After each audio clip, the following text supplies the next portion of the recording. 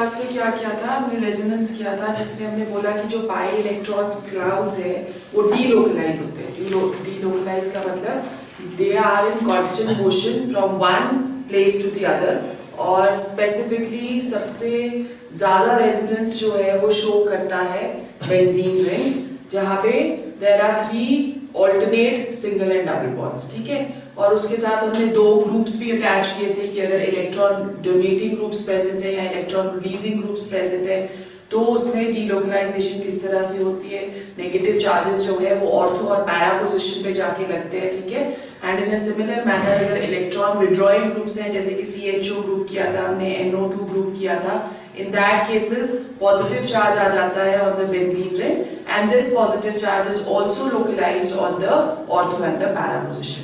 Now today we are going to start the next concept which is known as hyperconjugation. Hyperconjugation को हम लोग no bond resonance बुलाते हैं, no bond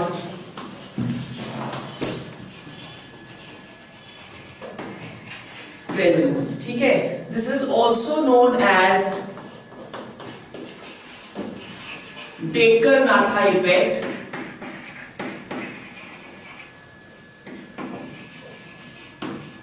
It is also known as Baker-Natha effect on the name of the scientist जिसने इसको discover किया था।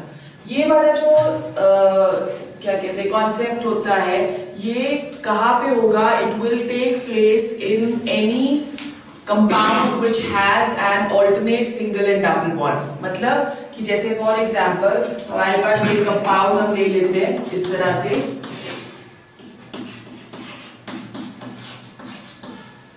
Right? इस तरह से हमने एक कंपाउंड ले लिया। Now what is going to happen over here is कि ये वाला जो हाइड्रोजन के बीच का बॉन्ड है ये इधर शिफ्ट हो जाएगा। ठीक है, और जो ये वाला बॉन्ड है, 2 डबल बॉन्ड्स इकट्ठे एग्जिस्ट नहीं कर सकते, जो ये वाला बॉन्ड है वो इसके ऊपर एज इलेक्ट्रॉन्स शिफ्ट हो जाएगा। सो जो हमारे पास स्ट्रक्चर आएगा that is CH positive H और यहाँ पे आ गया double bond CH and CH2, right? So what is happening over here is कि ये वाला जो हाइड्रोजन है ये कार्बन से इसके बीच में जो बॉन्डिंग है वो ब्रेक हो जाती है because this bond has shifted over here. Okay, but रहता ये इसके क्लोज ही है, it does not leave the molecule, रहेगा इसके पास ही, right? In a similar manner जैसे ये वाला हाइड्रोजन यहाँ से हट गया है, ये हाइड्रोजन भी हट सकता है, ये वाला हाइड्रोजन भी हट सकता है। So we are going to get the following structures which are the hyperconjugative structures of this molecule. So the next structure which we can draw over here is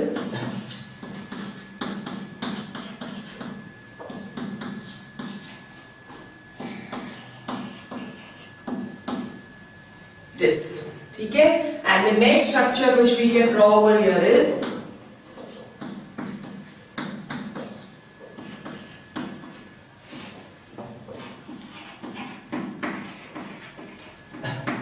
so this effect is known as hyperconjugation. Define करो इसको, क्या होता है hyperconjugation? Hyperconjugation is the interaction between, it is the interaction between the electrons of a system,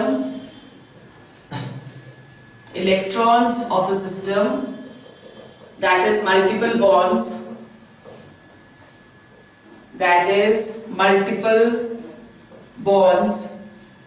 and the adjacent sigma bonds,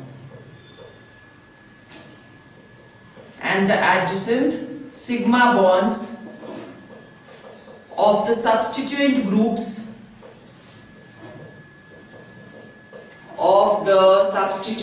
groups in an organic compound. So this is what hyperconjugation is. जब हम लोग hyperconjugation करते हैं तो हम बोलते हैं only hyperconjugation is possible only in compounds having alpha hydrogens. ठीक है, अल्फा हाइड्रोजन्स क्या हुए, अब यहाँ पे you can see that double bond जो है वो इधर है, ठीक है, इन दोनों कार्बन्स के बीच में है। Then this is going to be the alpha carbon atom जो कि फंक्शनल ग्रुप के साथ अटैच्ड रहता है। तो अल्फा हाइड्रोजन्स अगर प्रेजेंट होंगे तभी हाइपर कंजुगेशन होगा, अगर अल्फा हाइड्रोजन्स प्रेजेंट नहीं होंगे तो hyperconjugation can not take place, ठीक है। And also more the number of alpha hydrogen atoms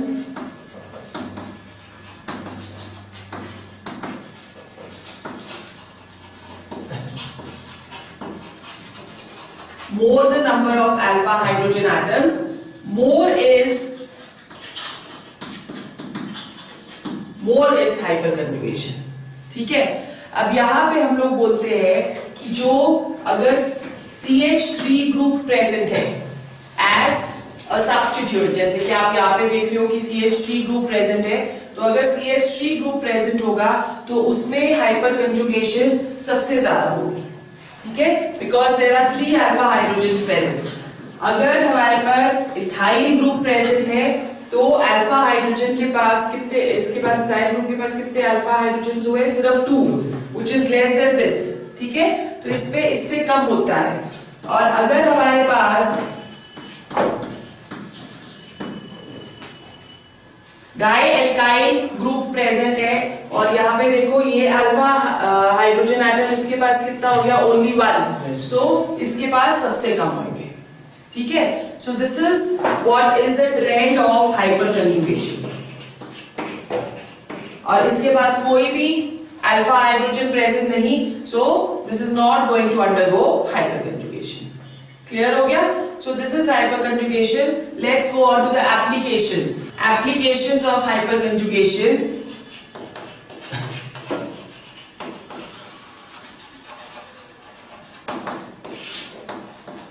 Applications जब hyperconjugation की करते हैं, the first is shortening of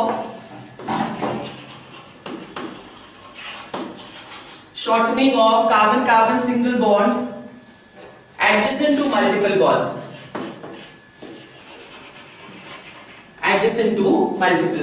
ठीक है। मतलब इसका क्या हुआ कि जैसे हमने अभी एक मॉलिक्यूल डिस्कस किया था, this molecule which we had discussed, ठीक है। now what is happening over here is कि यहाँ से ये वाला बॉन्ड इधर आ रहा है, as a result of which इसके ऊपर डबल बॉन्ड आ जाएगा, राइट, और ये वाला इलेक्ट्रॉन्स यहाँ जा रहे हैं, तो हमारे पास जो स्ट्रक्चर बना था फर्स्ट वाला, that was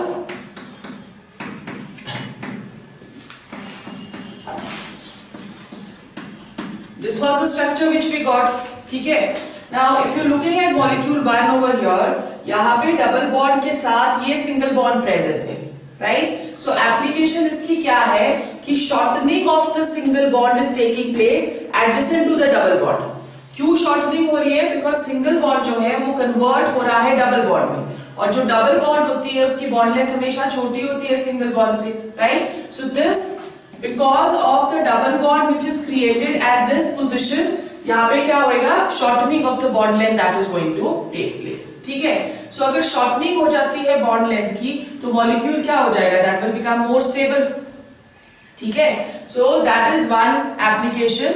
Then the second application is it gives us the relative stability of methylated alkenes, right? Now we say that greater the hyperconjugation,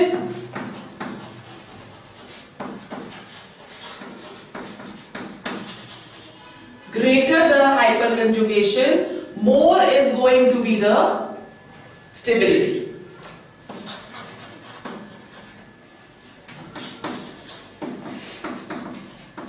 तो इसका मतलब कि alpha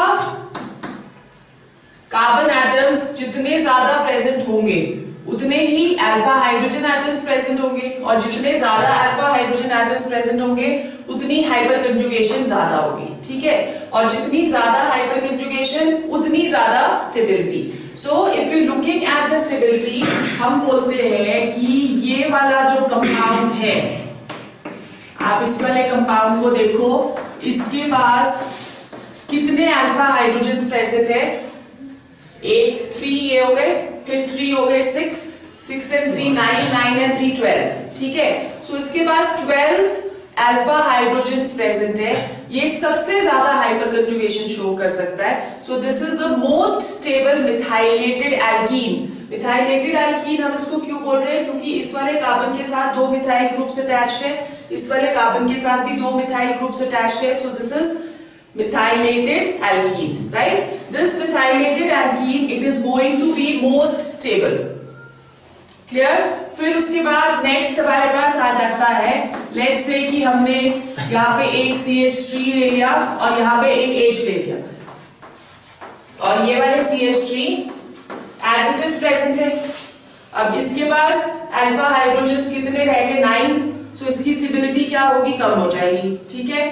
next, if we have CH3 here, H here, double bond C, and we have CH3 here, और यहाँ पे भी हमारे पास H present है। Okay, now what is happening over here again? Only 6 alpha hydrogens are left. This is going to be less stable, ठीक है। और अगर हमारे पास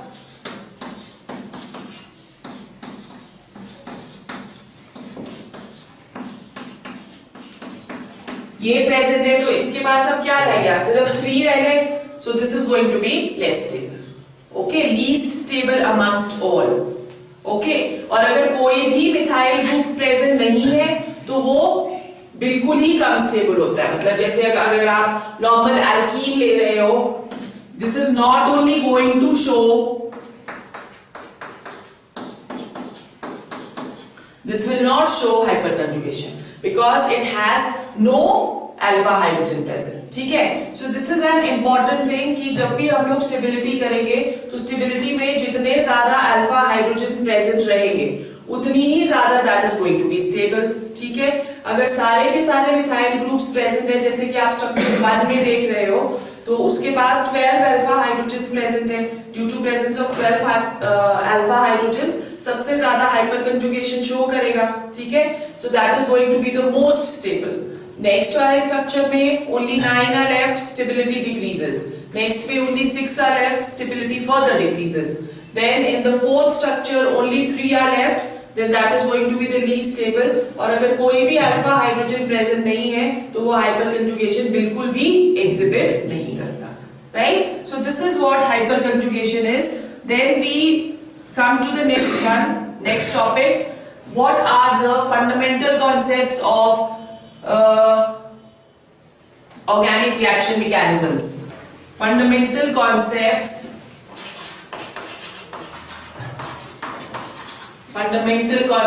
in organic reaction mechanisms.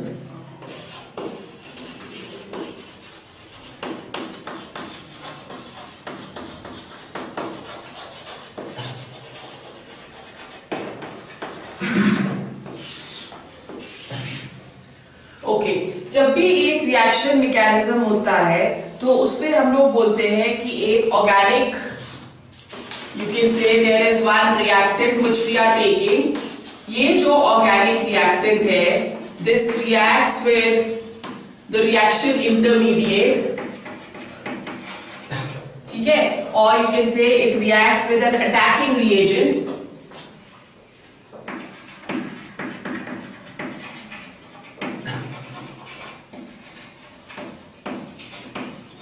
और अटैकिंग रिएजेंट जब इसके ऊपर अटैक करेगा तो हमारे पास एक इंटरमीडिएट आ जाता है which is known as the reaction intermediate। ये जो इंटरमीडिएट है this is generally unstable, ठीक है। क्योंकि ये अनस्टेबल होता है, it is going to immediately break down into product and byproduct। So this is going to be the mechanism of any organic reaction। कि कोई भी ऑर्गेनिक रिएक्शन है उस पे अटैकिंग रिएजेंट जो होगा वो अटैक करेगा, as a result of which एक इंटरमीडिएट बनाएगा। वो जो इंटरमीडिएट है that is going to be unstable, so immediately वो ब्रेक डाउन हो जाता है into products and by products. Now substrate क्या हुआ यहाँ पे, ये जो ऑर्गेनिक मॉलिक्यूल हम लोग बोल रहे हैं या ऑर्गेनिक रिएक्टेंट हम लोग बोल रहे हैं, this is also given another name which is substrate. तो लिखो क्या होता है substrate. Substrate is that reactant, substrate is that reactant which provides carbon to the new bond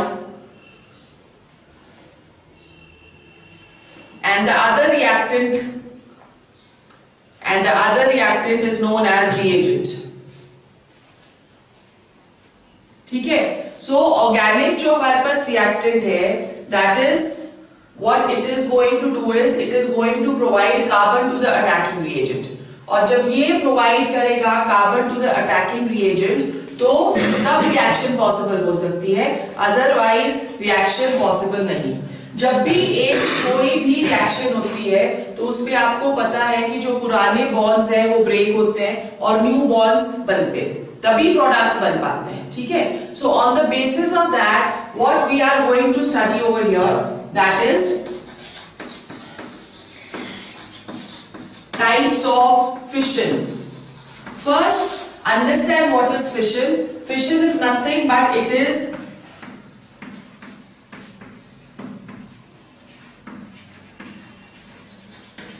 breaking of bonds. Fission का मतलब होता है टूटना। Okay, there are going to be two types of fission which are taking place in an organic reactant. The first type of fission that is known as homolytic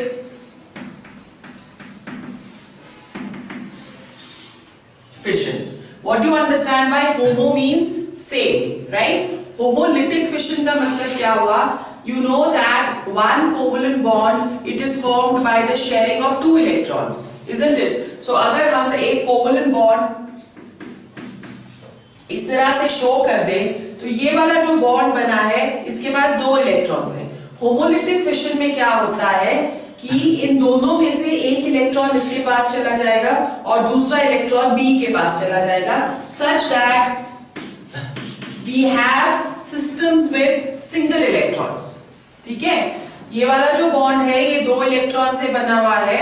जब यहाँ पे fission होगी, fission का मतलब होता है ब्रेकिंग ऑफ अ बॉन्ड, जब यहाँ पे फिशन होगी तो ये अपना इलेक्ट्रॉन अपने पास ले लेगा और बी अपना इलेक्ट्रॉन अपने पास ले लेगा। ठीक है, सो दोनों ये जो स्पीशीज बनी इसके पास क्या हो रहा है, they both are having one electron each, right? Such species which are formed due to homolytic fission, these are said to be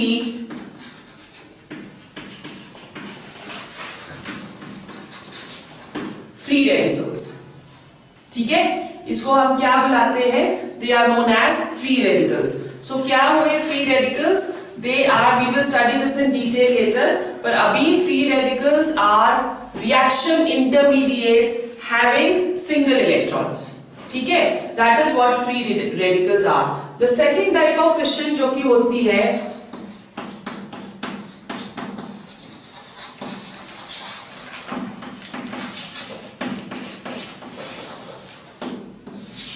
that is known as heterolytic fission, right? Hetero now that becomes different, that means different। ठीक है, so इसी तरह से अगर fission होगी, again fission means breaking of a bond, right? तो जब breaking of a bond in heterolytic होती है तो एक जो क्या कहते हैं उसको स्पीशीज है वो दोनों इलेक्ट्रॉन्स अपने साथ ले जाता है। ठीक है, so as a result of which B हम बोल रहे हैं कि दोनों इलेक्ट्रॉन्स अपने पास ले जाएगा, तो ए के पास इलेक्ट्रॉन नहीं बचा, उसके पास इलेक्ट्रॉन्स कम हो गए, सो एज अ रिजल्ट इसके ऊपर क्या आएगा, this is going to get a positive charge, right? And B is going to get both the electrons, therefore this gets a negative charge। Got it? So जो ये positively charged species यहाँ पे होती है,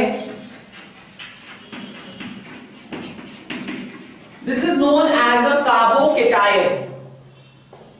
कार्बोकेटायन, कार्बोकेटायन हम इसको क्यों बुलाते हैं? Because this is the carbon chain, ठीक है, and it has a positive this thing, so that is why it is known as carbocation, right. और जिसके ऊपर नेगेटिव चार्ज आ जाता है that is known as carbon anion, right? So this is what homolytic fission is, as a result of which we are getting different kind of reaction intermediates. So let's discuss all the three types of reaction intermediates which we are studying over here.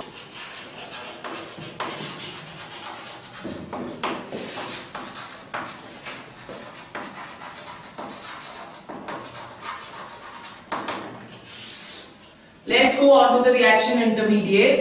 The first type of reaction intermediate which we studied as a result of homolytic fission, they are known as free radicals. ठीक है, क्या होते हैं free radicals? लिखो, a free radical is an atom. A free radical is an atom or group of atoms having an unpaired electron. Group of atoms having an unpaired electron, ठीक है। So that is what a free radical is. A free radical जो होते हैं they are very very reactive because उनके पास एक single electron present है और वो उनमें हमेशा टेंडेंसी रहेगी कि उस सिंगल इलेक्ट्रॉन को वो किसी के साथ शेयर कर ले, ठीक है। So these are what free radicals are. Example we have already seen over here that we have AB on fission, this is what is going to be given, right. अब और एग्जांपल आप इस पे ले सकते हो, जैसे हमने क्लोरीन ले लिया, क्लोरीन का molecule that is formed by sharing of two electrons, ठीक है। और फिर जब फिशन होगी, इसकी जो फिशन होती है that takes place in presence of UV radiation. Hnu over here means in presence of light, ठीक है। सो जैसे ही हम लाइट को एक्सपोज करते हैं on chlorine, it will immediately break into two atoms of chlorine, each having one electron, ठीक है।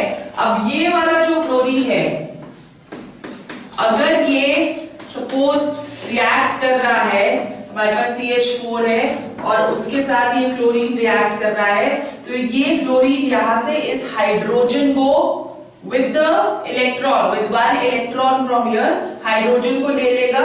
So as a result we have another free radical which is created over here. This is known as methyl free radical. Clear? This is known as methyl free radical. जो free radicals होते हैं, they are of the following types. The first one,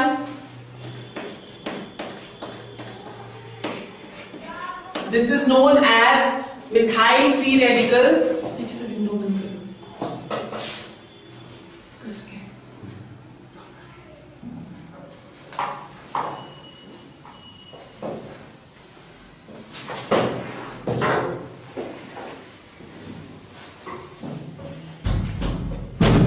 ठीक है। So this is the methyl free radical. फिर अगर यहाँ पे एक हाइड्रोजन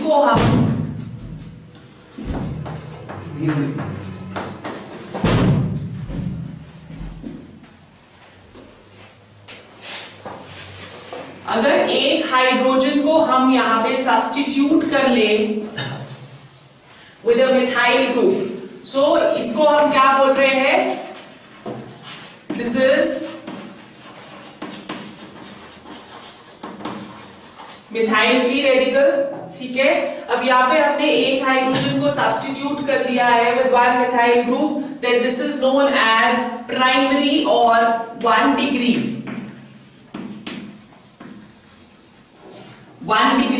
फ्री रेडिकल, ठीक है। अब अगर हम इस हाइड्रोजन को भी सब्स्टिट्यूट कर दें,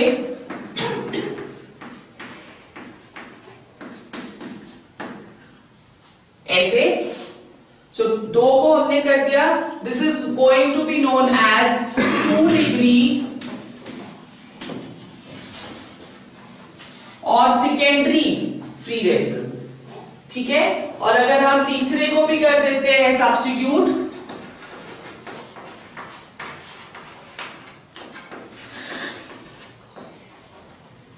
right, then this is known as 3 degree or tertiary free radical. Got it? So इस तरह से हम लोग क्लासिफाई करते हैं primary, secondary and tertiary, right. जब हम लोग ऑर्डर ऑफ स्टेबिलिटी देखते हैं,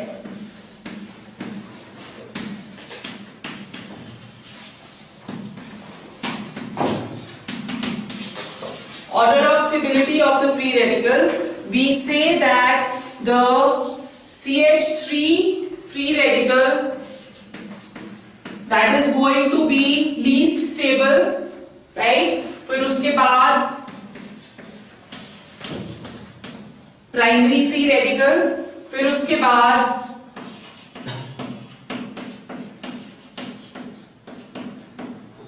टर्शरी सेकेंडरी फ्री रेडिकल, और सबसे ज्यादा स्टेबल जो है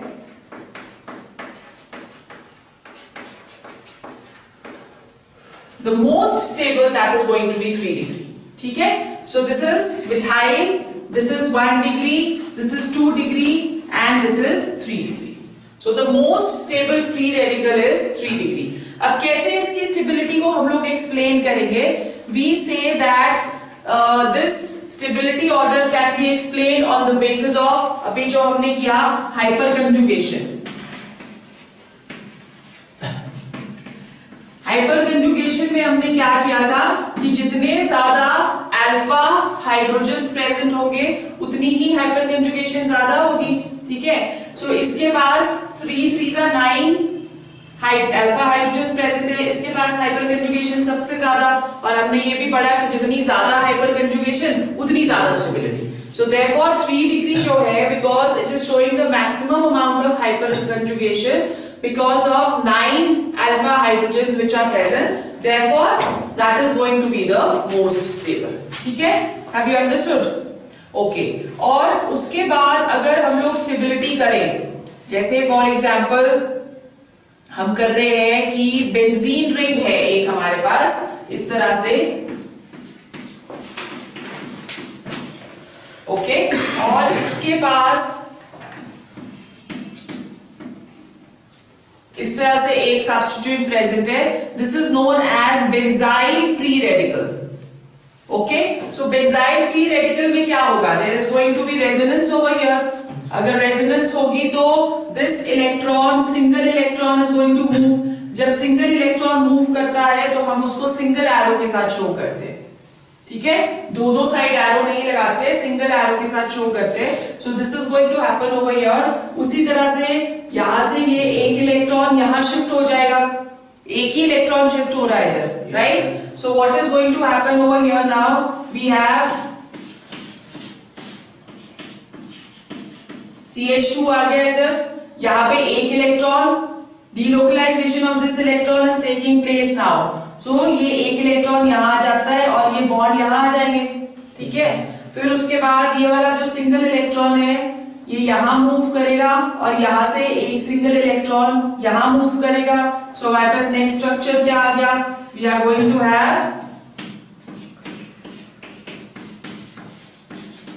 डबल बॉन्ड CH2। ये जो डबल बॉन्ड CH2 जो बन रहा है, ये इलेक्ट्रॉन हमारा यहां से यहां शिफ्ट हुआ ना, सो इधर आ गया। This is going to be the next structure. Then over here this is going to shift here and this is going to shift here. ठीक है, so now what do we have?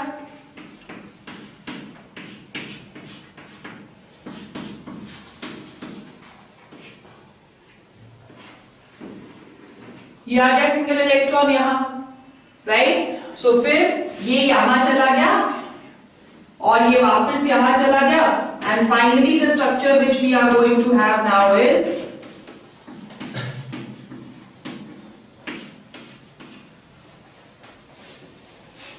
Right. Can see कि ये वाला जो reactivity होती है free radicals की, that is due to the presence of this single electron which is present, right. अब अगर ये सिंगल इलेक्ट्रॉन इजीली अवेलेबल नहीं है, if this single electron is not easily available, तो रिएक्टिविटी कम हो जाएगी और स्टेबिलिटी जो है वो ज्यादा हो जाएगी। तो जो बेंजाइल होते हैं they are also going to be highly stable due to resonance. Is it clear? Okay, so we have now two concepts over here. एक कॉन्सेप्ट हम ये कर रहे हैं जिसपे हमारे पास प्राइमरी, सेकेंडरी और टर्शरी की ऑर्डर ऑफ स्टेबिलिटी हमने करी, जिसपे हमने बोला कि 3 डिग्री सबसे ज्यादा स्टेबल है, फिर 2 डिग्री है, फिर 1 डिग्री है और सबसे कम स्टेबल मिथाइल। और इसको एक्सप्लेन करने के लिए हमने बोला कि this is due to hyperconjugation, because alpha hydrogen सबसे ज्यादा है इसलिए हाइपर कंजुगेशन सबसे ज्यादा है, इसलिए स्टेबिलिटी भी सबसे ज्यादा है, ठीक है। But when we are coming to the benzyl free radical, तो बेंजाइल फ्री रेडिकल में हम क्या बोल रहे हैं कि the stability is not explained on the basis of hyperconjugation, but it is explained on the basis of resonance. Have you understood? Okay, then we go on to the structure of free radical.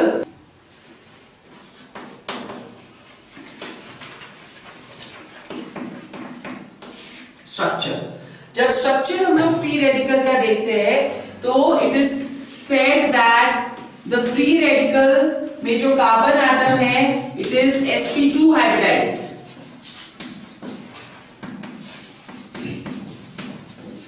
sp2 hybridized का मतलब 1p orbital that is not participating in hybridization करिए ना हमने hybridization chemical उसमें covalent bond में, chemical bonding वाले chapter में। So sp2 hybridization का मतलब क्या होता है कि 1s and 2p are participating. So over here if only 2p are participating तो 3p होते, एक जो p बचा that is going to be unhybridized, जिसको हम इस तरह से शो कर सकते हैं।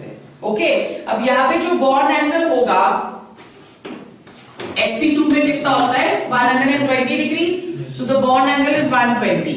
और जो एक इलेक्ट्रॉन हम साले में शो कर रहे हैं that electron is present in the unhybridised orbital.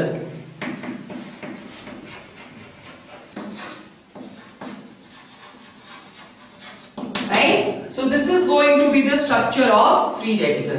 Have you understood? Free radical क्या होता है, उसकी ऑर्डर ऑफ स्टेबिलिटी क्या होती है, और आपको याद रखना है कि जो ऑर्डर ऑफ स्टेबिलिटी होती है that is opposite to the order of reactivity. जो ज्यादा स्टेबल होगा वो कम रिएक्टिव होगा। तो अगर आप यहाँ पे फ्री रेडिकल्स में देख रहे हो तो सबसे ज्यादा स्टेबल जो है वो कौन सा है, टर्शरी वाला ना, 3 डिग्री वाला, तो that is going to be the least reactive. और सबसे ज्यादा रिएक्टिव कौन सा होगा, मिथाइल फ्री रेडिकल, जो सबसे कम स्टेबल है।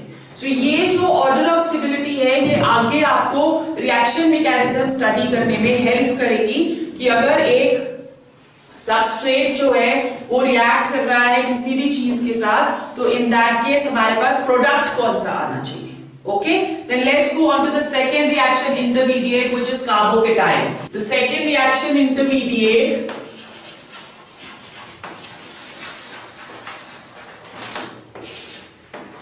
is carbocation. क्या होता है carbocation? Write down. It is a group of atoms which contains a positively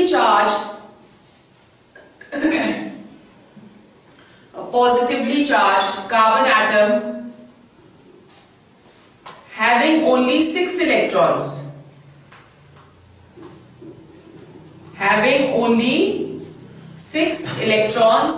in the outermost shell. Initially इसको कार्बोकेटाइन को हम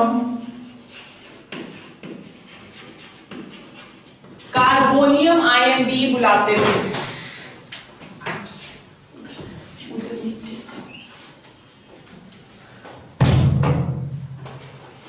राइट, सो हम कार्बोकेटाइन को क्या बुलाते थे, it was known as carbonium ion. Clear? So जब हम लोग कार्बोकेटाइन कर रहे हैं तो in this case what are we saying कि if suppose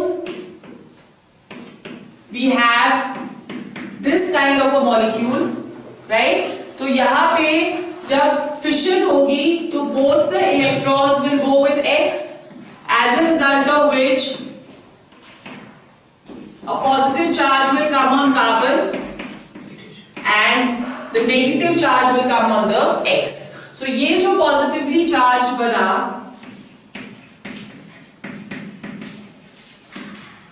this is the carbocation. Got it? अब कार्बोकेटाइन भी जैसे हमने फ्री रेडिकल्स करे कि they are of the following types, we have primary, secondary and tertiary, उसी तरह से कार्बोकेटाइन्स भी वैसे ही होंगे. जैसे if you talking of all the H which are present, this is going to be known as methyl. ठीक है? अगर एक CH3 प्रेजेंट है with a positive charge, this is going to be known as 1 degree, right? और अगर हमारे पास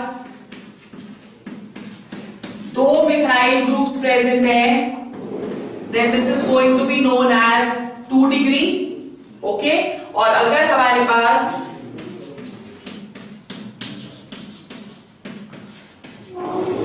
three present है, then this is going to be known as 3 degrees. Right? जब यहां पे हम ऑर्डर ऑफ स्टेबिलिटी देखेंगे तो order of stability is going to be this 3 degree, that is going to be most stable, right? Now how do we explain this? This is explained on the basis of plus I effect, right? आपने पढ़ा था inductive effect क्या होता है. Plus I effect में क्या होगा, that the electrons they are donated by the electron releasing groups. अब ये जो मिथाइल ग्रुप यहाँ पे प्रेजेंट है, they are electron releasing groups, right? So what is going to happen over here, ये वाला जो मिथाइल है ये यहाँ पे अपने इलेक्ट्रॉन रिलीज करेगा इस कार्बन के ऊपर, ये भी अपने इलेक्ट्रॉन रिलीज करेगा, ये भी इलेक्ट्रॉन रिलीज करेगा. एज ए रिजल्ट इस पॉजिटिव चार्ज को न्यूट्रलाइज कर देंगे. तो जो रिएक्टिविटी इनकी ग्रुप्स की होती है, that is due to the presence of this positive charge. अगर ये पॉजिटिव चार्ज नहीं होगा तो रिएक्टिविटी कम हो जाएगी और स्टेबिलिटी ज्यादा हो जाएगी. सो ये क्या कर रहा है, यहाँ पे तीन ग्रुप्स जो है अपने इलेक्ट्रॉन्स रिलीज कर रहे हैं कार्बन के ऊपर, तो as a result of which यहाँ पे ये पॉजिटिव चार्ज न्यूट्रलाइज हो जाता है and hence the stability that is going to be the maximum. अब इधर सिर्फ आप देखियो कि दो ही अल्काइल ग्रुप्स है, तो ये दो अल्काइल ग्रुप्स जो है वो रिलीज करेंगे इलेक्ट्रॉन्स. सो अगेन न्यूट्रल हो जाएगा positive charge, but it will be less than 3 degree, right? जबकि हम लोग इसमें जा रहे हैं, so only one is present. Okay, because only one is present, therefore over here the reactivity that is going to be more and the stability that is going to be less. यहाँ पे कोई भी present नहीं है, तो that is why this is going to be least stable. ठीक है? Now when we are going to the benzyl, this thing, benzyl free radical, carbocation अगर हम करें तो benzyl कार्बोकेटाइन को हम किस तरह से रिप्रेजेंट कर सकते हैं? It will be represented like this. Right? अब यहाँ पे रेजोनेंस होगा. रेजोनेंस का मतलब कि this double bond will shift here and this positive charge is going to shift here. Okay, so the first structure which we are going to get over here is double bond CH2. We get the positive charge here. Now this will shift here and this is going to shift here. ठीक है? Then the next structure which we are going to get over here is double bond CH2, positive charge यहाँ पे आ गया. ठीक है? फिर उसके बाद next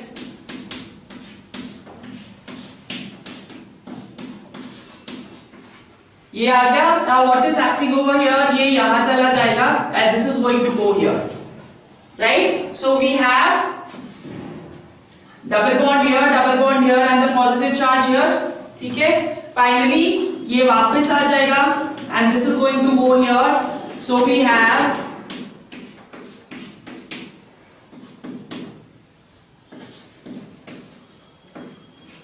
this is going to be the final structure. ठीक है, with a positive charge on CH2. Now you can see in structure second, third and fourth there is no positive charge on the C carbon which is on the benzene ring. तो इसलिए because the positive charge is not easily available, तो इसकी जो stability होती है that is more, right?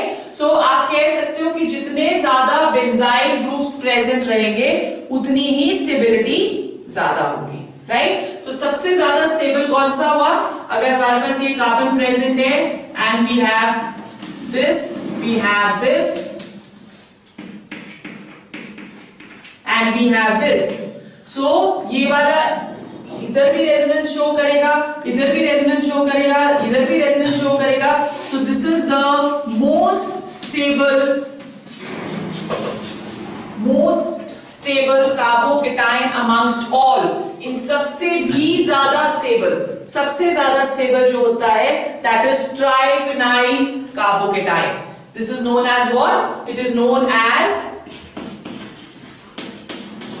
Triphenyl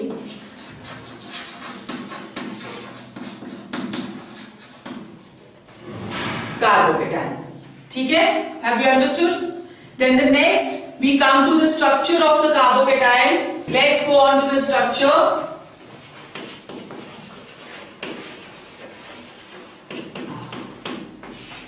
Structure जब हम carbocation का करते हैं तो यहाँ पे again the hybridization that is going to be sp2. So अगर sp2 hybridization है तो we are going to have unhybridized carbon, unhybridized p orbital present. ठीक है? sp2 hybridization, the positive charge is here and the bond angle that is going to be 120 degrees. ठीक है? Then we go on to the third type of reaction intermediate which is carbon anion. यहाँ तक समझ आ गया ना सबको? Okay. Then the third type of reaction intermediate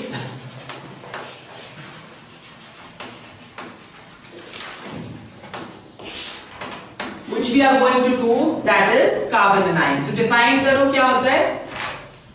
It may be defined as species containing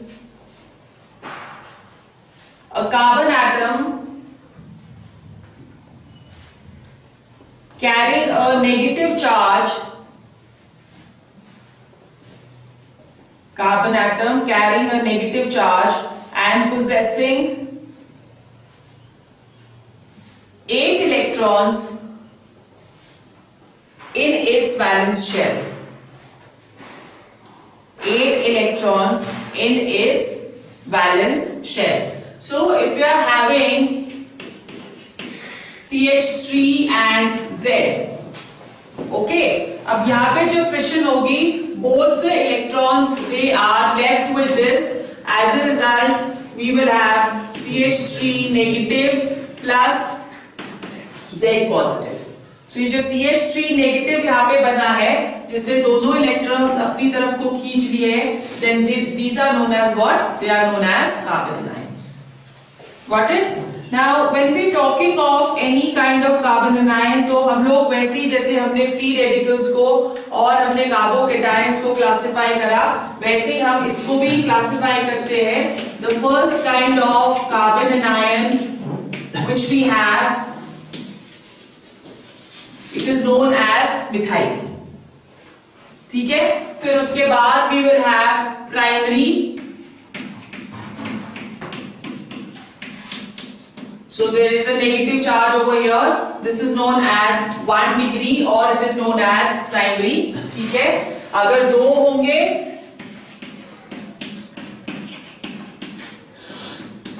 then this is known as 2 degree or it is known as what? Secondary.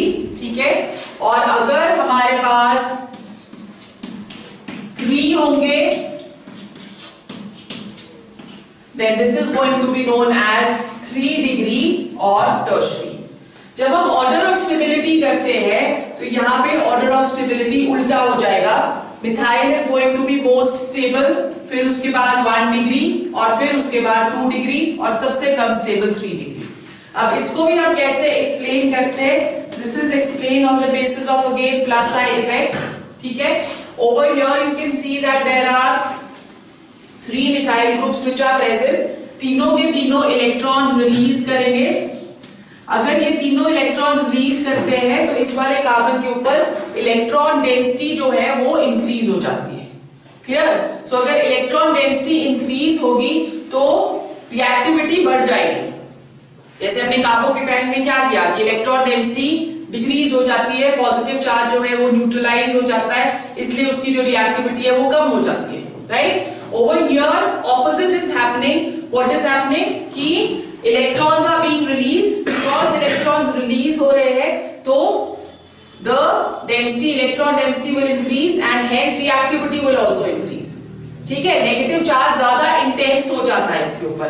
यहाँ पे सिर्फ 2 present है तो इंटेंसिटी 3 डिग्री से कम हो गई, इसलिए इसकी रिएक्टिविटी इससे कम हो गई तो ये ज्यादा स्टेबल हो गया। इसके पास सिर्फ एक ही है तो और कम हो गई, ठीक है। So as a result of which stability will further increase. और यहाँ पे कोई भी नहीं है तो इसकी स्टेबिलिटी सबसे ज्यादा होती है। क्लियर हो गया? So this is what carbon anion is. When we are looking at the क्या बोलते हैं उसको, benzyl carbon anion,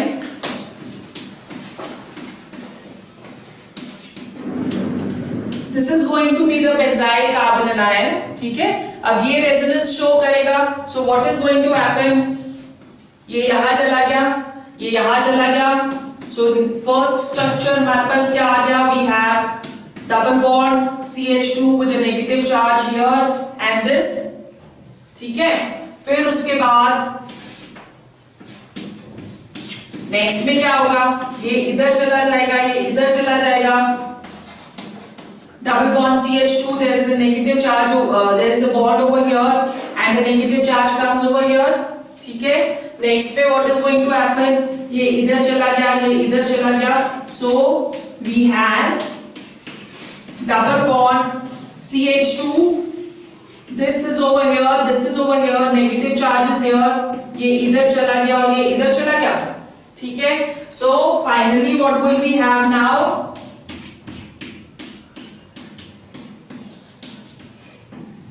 CH2, right? So जब आप देख रहे हो स्ट्रक्चर नंबर 2, 3 and 4, उसमें आपको कहीं पे भी नेगेटिव चार्ज कार्बन के ऊपर नहीं नजर आ रहा, isn't it? There is no negative charge here, no negative charge here, no negative charge here. If negative charge is not going to be there, reactivity जो है वो कम हो जाएगी, और अगर reactivity कम हो गई तो stability is going to be more. So we say again over here the most stable carbon anion that is going to be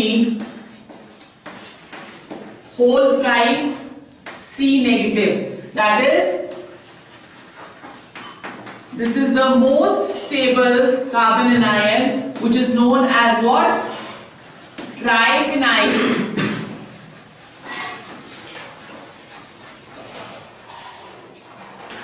Triphenyl carbon anion. ठीक है? Is it clear? Then let's go on to the structure of carbon anion. Structure of carbon anion. In this case, it is sp3 hybridized. Okay, so sp3 hybridized में we are going to have all the hybridized orbitals, और ये जो electrons होते हैं that is present in one of the hybridized orbital over here. ठीक है? So this is what is going to be the bond angle in this case? 109.5 degrees. This is hybridized orbital containing the lone pair of electrons. Okay, so these are the 3 types of reagents. कौन कौन से हमने करे? हमने करा free radical is sp2 hybridized. फिर हमने करा carbocation is also sp2 hybridized. फिर हमने करा carbon anion which is sp3 hybridized. जब फ्री रेडिकल की हम ऑर्डर ऑफ स्टेबिलिटी करते हैं तो इन दैट केस 3 डिग्री सबसे ज्यादा स्टेबल, फिर 2 डिग्री, फिर 1 डिग्री और फिर मिथाइल। जब कार्बोकेटाइन की करते हैं again stability order 3 degree, 2 degree and 1 degree and then methyl. पर कार्बन एनायन में जो स्टेबिलिटी है वो उल्टा हो जाता है. जो मिथाइल है that is going to be the most stable. फिर उसके बाद 1 डिग्री 1 डिग्री, फिर 2 डिग्री और 3 degree. So 3 degree that is going to be most reactive, right. एक और तरह के रिएक्शन इंटरमीडिएट्स होते हैं which are known as carbenes. क्या होते हैं? लिखो कार्बीन्स. They are reactive neutral species. They are reactive neutral species in which the carbon has 6 electrons in the valence shell. Out of which 2 are shared. Out of which 2 are shared. ठीक है. जैसे for example अगर हमारे पास एक कोई compound है which is CH2, this is known as diazomethane.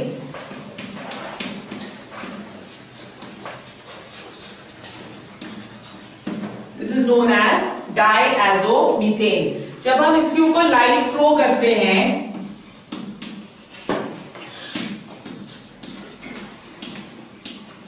तो this is what we are going to gate.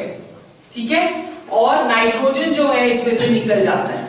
तो this is a neutral species which is known as carbene. Okay. इसको हम लोग बुलाते हैं methylene carbene because it has 1 carbon atom only. So this is known as methylene carbene.